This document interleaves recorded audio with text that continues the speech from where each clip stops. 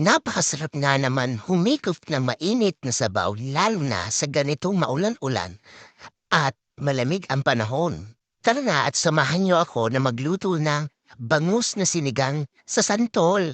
Ito nga pala ang ating ingredients na galing sa bakuran. Ito may santol tayo, may sitaw, talbos ng kamote, talong, at ng sili.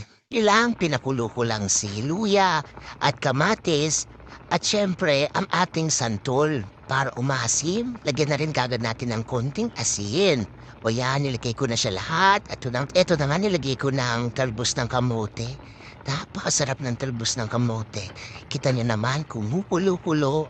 Nananakam na ako at naglalaway. At ang pinakahuli, lagyan natin ng siling green haba. Sarap kaya niyan, lalagyan mo ng sausawan na patis na may siling green. Ay, ang sarap na may sili. O ayan, luto na. Ang sarap, ang asim. Saktong-sakto sa malamig na panahon at maulan-ulan. O ayan, tara na at kumain tayo ng sabay-sabay. Papapait all you na naman ako dito.